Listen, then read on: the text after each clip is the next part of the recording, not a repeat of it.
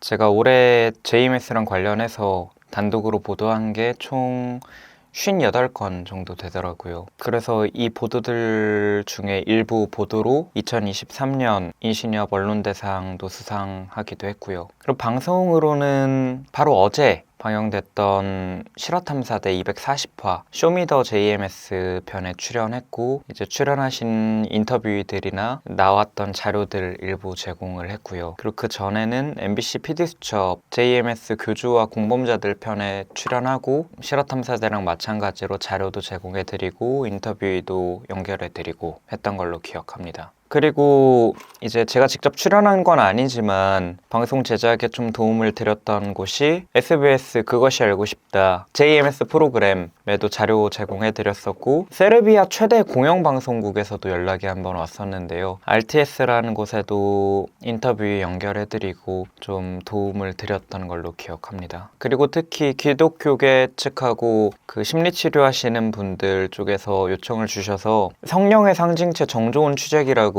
그 JMS 단독 보도 관련해서 조금 엮어서 낸 책이 있는데, 그게 20만 부 이상 무료 배포됐고요. 전자책 형태로 12월 전까지 이제 신청을 받아서 제작 원가로 지면 책도 발행해서 제공해 드릴 예정입니다. 그리고 그 외에도 이제 경찰이랑 국세청 등 국가 수사기관에 JMS 관련 자료 넘겨드리는 등 수사에도 협조를 하고 있는 상황입니다.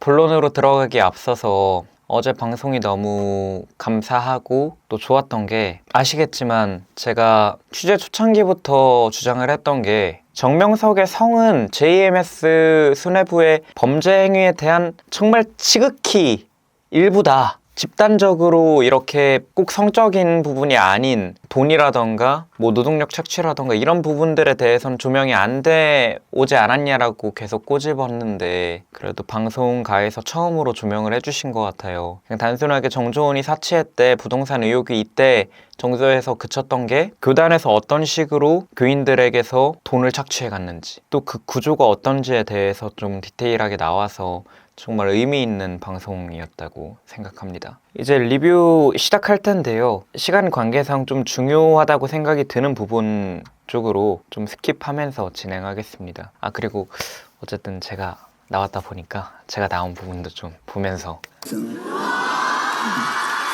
취가 목적이 그리고 이거 저랑 통화한 거거든요. 직접 정종훈 씨랑 한 번 만났고 6번 통화를 나눴는데 그 중에 한 통화였어요. 이게 전 굉장히 의미가 있다고 생각하는데, 정종훈 씨가 본인 입으로 JMS를 겨냥해서 성범죄 집단이다 라고 이야기를 하거든요. 범죄 집단이고요. 만약에 저를 그렇게 몰잖아요. 네. 저는 언론 그때부터 총공격이에요. 저는. 이게 무슨 뜻이냐면은, 자기를 뭐 선생님을 배신한 사람 또는 JMS의 분란을 조장한 사람으로 몰고 가면은 그때부터 언론을 통해서 자기가 아는 것들을 다 풀겠다, 총 공격하겠다. 사실 저한테 했으니까 협박이 아닌 거지, JMS 교단 내 본인과 대척점에 있던 사람들에게 이 얘기를 했다면 협박인 거죠. 너네 이런 식으로 가면 나는 언론을 동원해서 총 공격을 하겠다. 이제 나오게 된 박시현 씨. 그런데 JMS는 그냥 아예 상관이 없는 제 이제 여자친구에 대해서도 어느 정도 조사를 하고 있었더라고요. 자기의 친구들과의 사적인 카톡방에서 나눈 JMS랑 관련된 이야기들까지도 그 내용을 다 이제 알고 있고 수집을 해놨더라고요. 이게 되게 소름 돋는 거죠. 사실 종교 집단이 아니라 일반적인 사회에서도 이런 일은 발생해서는 안 되고, 발생하면 이건 스토킹이죠. 나를 사찰하는 것만 해도 불쾌한데, 내가 사랑하는 사람들, 내 주변 사람들의 카톡 내용까지 알고 있다? 이거는 불쾌함을 넘어서서 하나의 범죄로 볼 수 있지 않을까. 2차 가해 여러 예 중에 한 가지 예를 정말 여실히 보여주는 부분이라고 생각해요. JMS는 탈교자들을 도와주고 있는 박 씨를 감시하며 이것도 좀 많이 충격적이었는데, 심지어 이분이 이 탈교자를 협박하는 내용을 저도 알고 있었습니다. 취재하는 과정에서 제가 이제 만든 JMS 탈퇴자 방이 있는데 150여 명이 참여해 있는 방이 있는데 그 방에도 이 내용이 직간접적으로 굉장히 많이 전해졌고 그 내용을 저도 봤는데 많이 충격적이었거든요. 그래도 어쨌든 그 종교 집단 안에 계신 분들이고 그분들을 대표한다고 할 수는 없지만 그 이름을 걸고 활동을 하신 분들이 거의 협박을 하시더라고요. 내용을 한번 같이 한번 보시죠. 박했습니다. 아직도 많은 신도들은 JMS 왕국을 믿습니다. 여긴 안 나왔지만 제가 취재 과정에서 확인한 바로는 이게 사실인 줄 알 수 없습니다. 그들이 주장하기로는 그 카톡이 남아있는데 고소하기 위해서 돈을 모았다, 펀딩을 했다라는 주장도 하시더라고요. 그 사실이면 정말 문제고 사실이 아니어도 그런 이야기를 했다는 건 사실 탈퇴자들에게 압박을 주는 거잖아요. 너네 우리 단체에 대해 말하고 다니지 마라는 압박으로 보이는데 좀 도를 넘어선 게 아닌가. 아직도 많은 신도들은 JMS 왕국을 믿습니다. 많은 자들의 명예를 훼손한 일을 하였고 그래서 경고를 드리는 거라고 했는데 JMS에선 사실 제가 직접 취재를 한 바로도 몇만 명이 모여있는 집회 장소에서 성피해자의 일기를 읽는다던가 문자 내용을 공개한다던가 정말 명예훼손은 JMS에 속해 계신 분들 수뇌부 일부가 하고 있지 않나. 그리고 그 집회에 참여하는 분들도 문제라고 의식하지 못하는 부분도 문제지 않나. 그렇다고 전 JMS에 남아 계신 그 몇만여 분이 다 잘못됐다라고 말씀드리는 건 아닌데 한 번쯤 역지사지로 생각해 봐야 될 문제라고 생각해요. 뭐 나오시면 더 좋고요. 그리고 축지법도 쓰신다고 하고 그러니까 그냥 초인인가 보다. 약간 슈퍼히어로 같은 사람이고 이런 사람인가 보다. 그리고 참고로 예수님보다도 정명석 씨가 더 위예요. 그래서 지금 특히 탈퇴한 이후에 바라본 정명석 씨는 그냥 성도착증 환자처럼 이제 보기도 하고 이제 오은영 선생님한테 이제 데려가고 싶은 이런 느낌이기도 하고 6,700 드셨던 거. 이 부분도 제가 좀 집중적으로 조명했던 부분인데 축복식 JMS의 결혼 방식이죠. 공동결혼식, 합동결혼식. 통일교에서도 지금도 자행되고 있는 형태인데 이거에 대해 한번 간단하게 들어보고 제가 취재했던 부분에 대해서 한번 간략하게 언급을 드릴게요. 같아요. 이 30년 정도 전에 소위 말해서 깡통 축복식도 있고 풀옵션 축복식도 있거든요. 기초 옵션만 하셨던 것 같은데 그래서 한 6,700? 꽤 큰 금액이긴 하죠.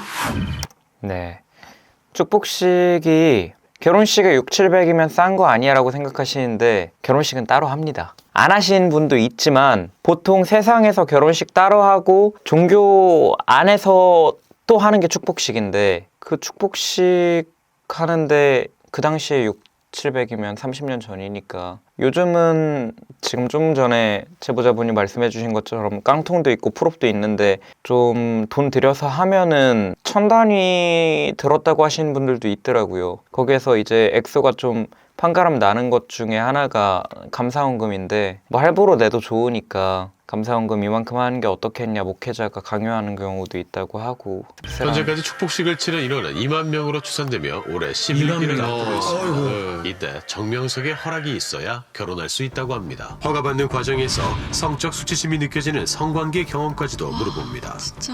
이게 성관계 경험뿐만 아니라 뭐 자유행위에 대한 거 또는 뭐 이걸 왜 물어보는지는 모르겠는데 성폭행이나 성추행까지 물어보더라고요. 이게 정말 결혼을 하기 위해 작성해야 되는 양식일까? 이게 왜 필요할까라는 의문이 들어요. 이게 말이 되나요? 풀얘기를 참.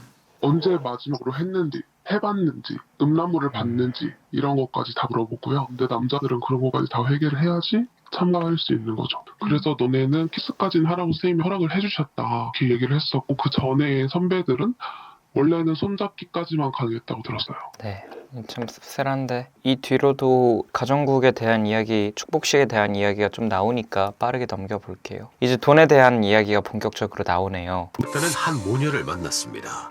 근데 성장건조 헌금으로는 제가 그때 대학생 때여가지고 올해 학자금 대출 받아서 내고 그랬어요. 학자금 150만 원 최대 받을 수 있는 거.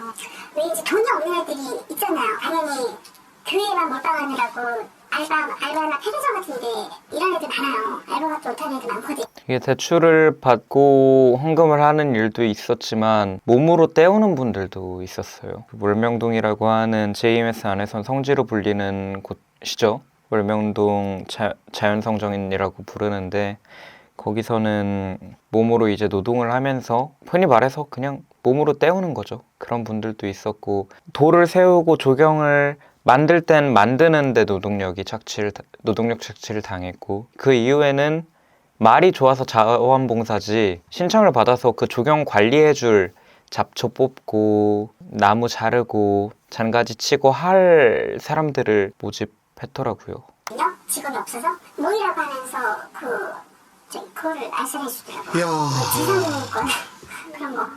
정명석의 생가를 신도들이 성지로 만든 곳 JMS의 네, 이 많은 돌들, 수십만 톤에 달하는 돌들도 많은데 이 돌을 눕히는 것도 아니고 세우는 작업을 하는데 비전문가들이 보호 장비도 없이 작업할 때도 있었더라고요.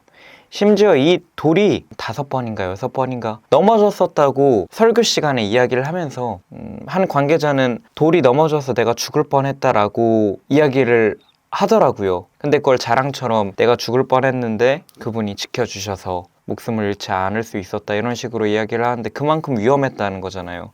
그런 사고가 빈번하게 발생을 했다는 거고. 야심작 자연수련원 규모가 엄청나네요. 네, 큽니다. 여신들을 성폭행한 장소이기도 한 이곳은 신도들의 노동과 헌신으로 만들어졌.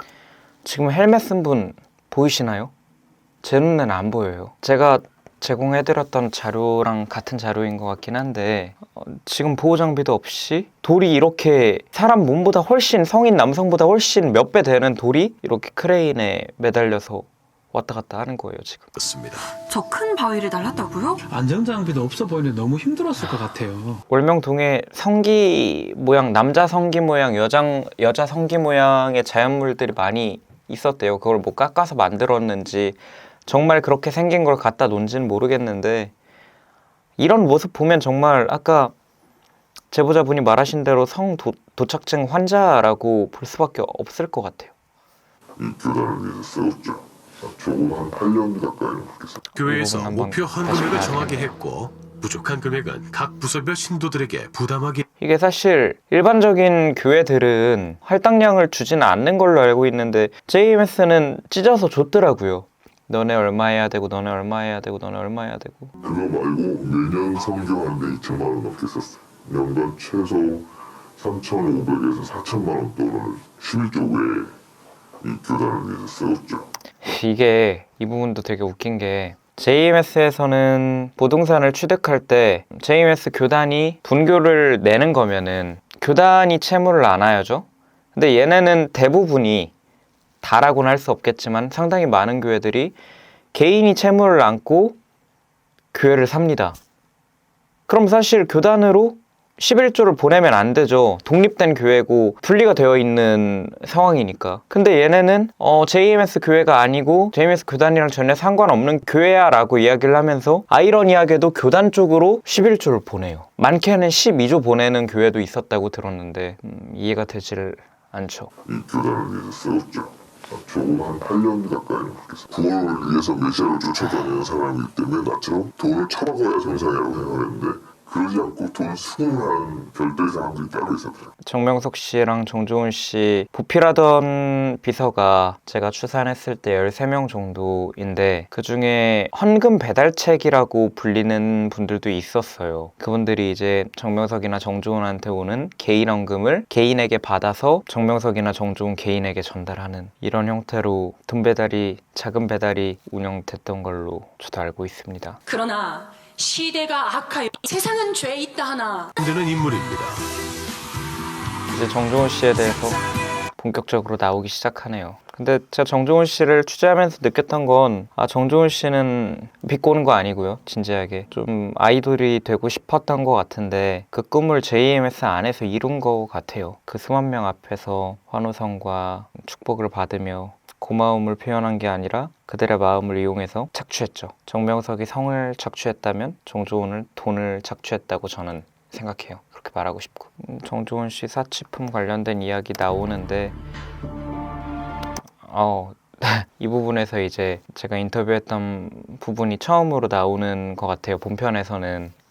그래도 소속도 잘 넣어주셨네요. JMS와 정조은을 집중 취재 중인 투데이 코리아 김시원 기자. 좀 나쁘끄럽긴 한데 우리는 정조원의 재산을 추적했다는 김시온 기자를 만났습니다. 지금 교인들이 알아낸 규모가 용인에 있는 땅만 해서 51억 정도 추산이 되고요. 정조은 어머니도 집이 있는 걸로 알고 있고 정조은 씨 집을 특정하지를 못했어요. 본인이 거주하는 부동산 제외하고 용인에 있는 것만 51억. 그러니까 더 많다고 봐야 되겠죠. 재산이 많네요. 김 씨가 사실 일반적으로 목회 활동을 하면서 벌어들일 수 있는 액수는 아닌데 더 놀라운 건 사실 이게 전부가 아닐 거라는 거잖아요. 드러나지 않은 재산이 더 많을 것이고 부동산뿐만 아니라 현금 보유액도 상당할 것이고 그런 걸 생각하면은 정조은에게 착취당한 JMS 일반 신도들이 차명으로 구매했다는 부동산은 땅 10개 필지와 건물 4동, 무려 50... 정말 아니에요. 어떤 게 아니라는 얘기세요? 제 거예요.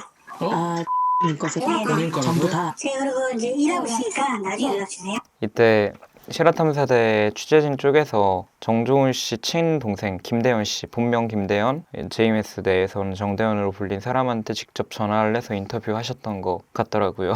그리고 이 짤 유명하잖아요. 저 민낯이라 찍으시면 안 돼요 짤. 이 방송에서 또 이렇게 보니까 너무 반갑네요. 양심보다 세상에 드러날 자신의 민낯이 두려웠던 정조은.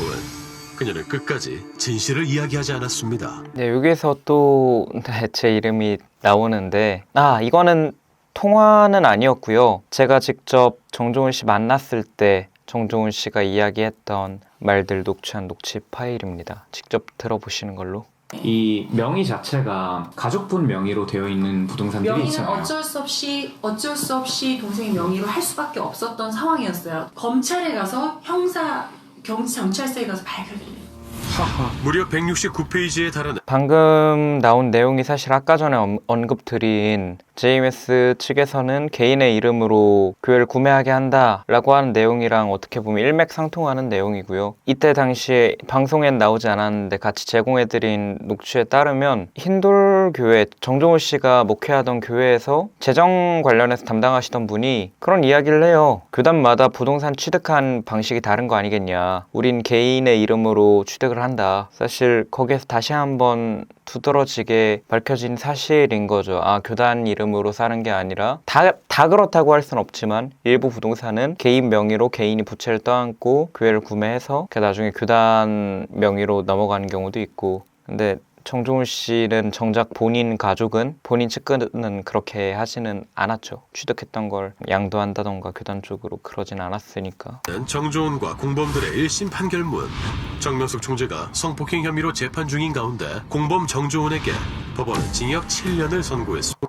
그것만 해도 이 판결문에서 제가 좀 재미있었다고 느꼈던 거는 성적인 이야기야 사실 워낙 많았잖아요. 근데 처음으로 판결문이라는 사법기관에서 나온 문서에서 정종훈 씨 돈에 대한 이야기가 나와요. 자산에 대한 이야기가. 판결문에 따르면 벤틀리라고 하는 정말 고가의 차나 억 단위를 호가하는 시계라든가 이런 것들을 소유하고 있다는 내용. 그리고 판결문에서 기억나는 문구는 종교인이 축적하기 어려운, 종교생활만으로 축적하기 어려운 부를 축적했다라고 적시한 부분. 이런 게 좀 기억에 남더라고요. 다른 자극적인 내용은 정말 많았지만 사실 정명석 씨 성에 대한 건 그렇게 놀라운 사실은 아니잖아요. 볼수록 마음 아픈 사실인 거지. 근데 이제 처음으로 돈에 대해 나왔다는 게 재밌었죠. 그러면은 그것만 해도 일단 한 10억 이상 나오지 않을까요? 드러난 재산이 이 정도면 드러나지 않은 게 훨씬 많지 않겠는가.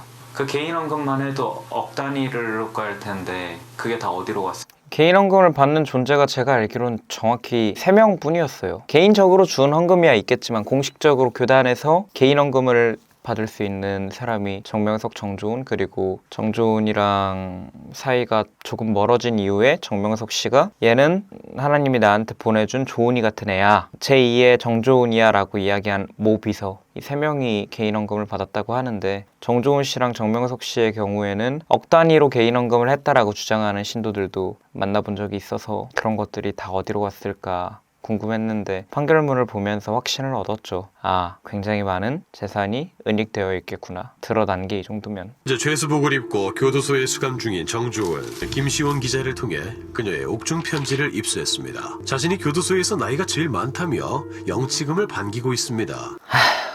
영치금 감사해요. 이거 보고 정말 피해자들 얼굴 같이 떠오르는데 화가 나더라고요. 덕분에 군것질을 자주 한대요. 뒤에 내용은 더 골 때립니다. 그리고 상처받은 피해자보다 고양이 걱정을 많이 합니다. 고양이 이름이 줄리인가요? 혹시 그 정종 씨 그 고양이 이름이 줄리 맞아요? 지금 통화가 좀 불가해서요. 그 정종 씨가 고양이 걱정을 좀 많이 하는 것 같아서 그거는 잘 모르겠습니다. 남동생 이름으로 된 지금 제가 그걸 모르니까요. 지금 통화가 안 되거든요. 일단은 끊을게요. 실례지만 누구세요?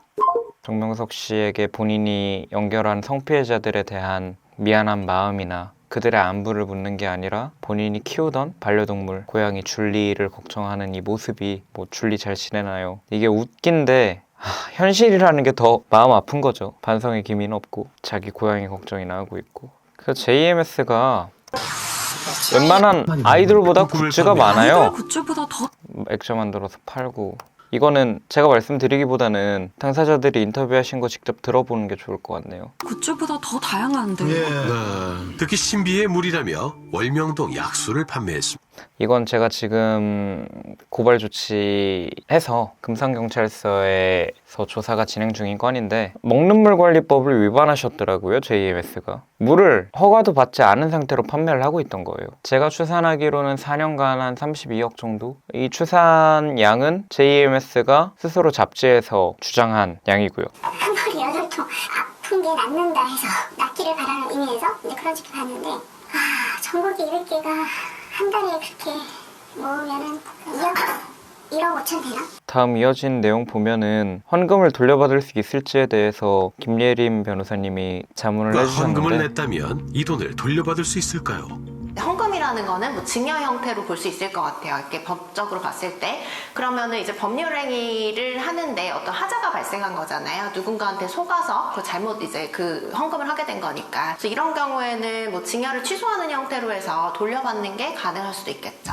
사실 이런 소송이 개인이 하긴 너무 어렵잖아요. 그래서 지금 매누화 감리회 2단 사이비 예방센터 매누화에 최재용 목사님이랑 저랑 탈퇴자들 몇 명 해서 탈퇴자들이 공동 대응할 수 있는 집단적으로 이런 법적인 부분까지 준비를 해볼 수 있는 TF팀을 구축하고 있습니다. 혹여라도 좀 관심이 있으신 분들은 동참해 주시면 너무 큰 힘이 될 것 같아요. JMS라는 이 이슈가 제가 거듭 말씀드리지만 저희 매체가 종교지가 아님에도 불구하고 조명한 이유는 너무 많은 피해자를 양산한 하나의 사회 문제잖아요. 그래서 이런 문제를 해결하는데 많은 분들이 관심을 주시고 도움을 주시면 너무 좋을 것 같아요. 영석 구제를 위한 100만 서명 운동 세계 73개국의 교회가 세워졌다고 주장하는 JMS. 해외에도 신도가 이게 저희 사무실인데 제가 대만하고 일본에 계신 탈퇴자분들을 좀 방송국이랑 연결을 해드렸어요. 거기에서 이제 저희 사무실에서 촬영한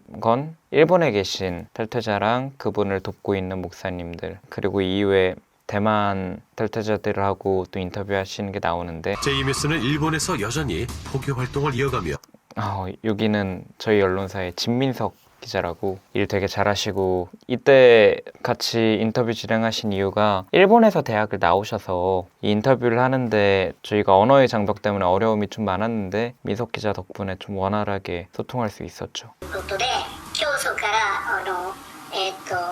特別に表彰される集会の映像です。 방금 전에 나왔던 일본 탈퇴자 분들이 이야기하셨던 건 아직 일본 JMS의 경우 교세가 여전하다. 여전히 힘을 잃지 않고 있다라는 내용이었고요. 갖고 있는 걸까? 那您了解联署书的这个内容吗？有关这联署书的内容吗？ 我知道联署书是以拒绝假新闻为名来去吸引一般 이게 국내에서도 문제가 됐던 게 JMS가 JMS라는 이름을 걸고 정명석 구제를 위한 탄원서라고 밝히고 대중들에게 탄원서를 받는 게 아니라 가짜뉴스 단절이라는 명목으로 일반 분들한테 서명서를 들이밀어요. 그러니까 당연히 가짜뉴스는 지금 정부에서도 없애야 된다라고 이야기하고 있으니까 당연히 좋은 마음에 사인을 해주시죠. 근데 그게 본인들의 의도와는 전혀 상관없이 정명석 씨 구제를 위해서 사용되고 있다는 거예요. 요즘 JMS 안에선 이게 제일 떠오르는 주제더라고요. 선생님은 죄가 없는데 왜 합의를 했냐? 그때 당시에 교단 대표로 이름이 올라 있었고 변호사 신분이기도 한 양승남 변호사에게 교인들이 계속 묻고 있죠. 왜 합의했냐? 죄가 없는데 합의한 것 자체가 죄를 인정한 게 아니냐. 근데 양승남 변호사 입장은 죄가 없어도 합의는 할 수 있는 거다. 그 이슈가 거론되는 것만으로도 리스크가 있다고 생각해서 합의를 했다라고 하는데 솔직히 저도 이해가 안 돼요. 똑같은 입장이잖아요. 죄가 없다 하더라도 목사님들은 지금 죄가 없으나 합의를 해야 되는 게 있기 때문에 합의를 했다 이거 아닙니까? 골 때리죠.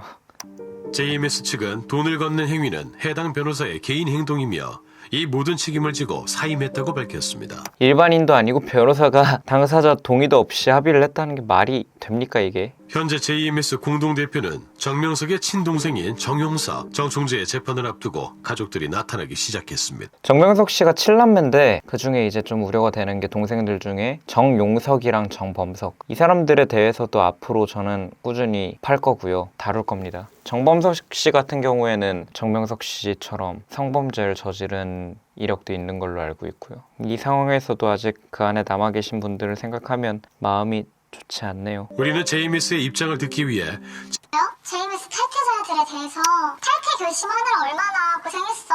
이런 식으로 토닥토닥 다독여주는 마음. 우리 사회가 지금 JMS를 비롯한 이단 사이비 탈퇴자들을 바라보는 게 너무 냉혹한 것 같아요. 그 사람들이 알고 다니는 분도 있었겠지만 대다수는 모르니까 다녔겠죠. 이런 범죄를 저지른 사람이 교주로 있다는 거, 많은 사람 가슴에 대못 받고 피해를 끼친 사람이 그들 위해 군림하고 있다는 걸 몰랐으니까 다녔을 텐데, 믿고 다녔을 텐데, 그들에 대한 비방이나 정죄보다는 이제는 좀 사회가 성숙하게 품어야 될 시기가 아닐까.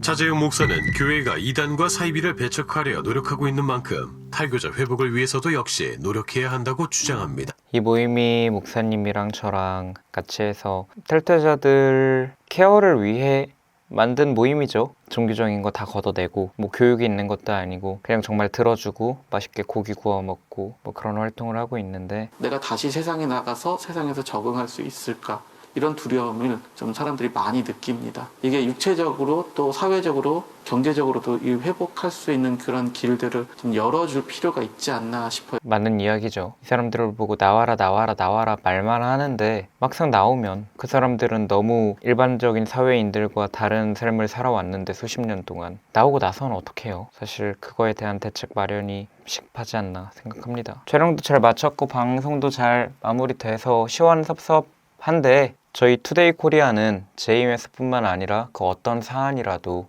언론에 도움이 필요한 억울하신 분들 또는 바로 잡아야 될 문제들에 대해 적극적으로 나설 겁니다. 대표님께서도 데스크도 그런 경영관을 가지고 계시기 때문에 이런 JMS 관련 제보가 아니더라도 언제든지 저희에게 제보를 주시면 저희가 힘 닿는 데까지 성심성의껏 취재해 보도록 하겠습니다. 긴 영상 시청해주셔서 너무 감사하고요. 아직도 이게 좀 어색하고 오글거리긴 하는데 구독이랑 좋아요 부탁드리도록 하겠습니다.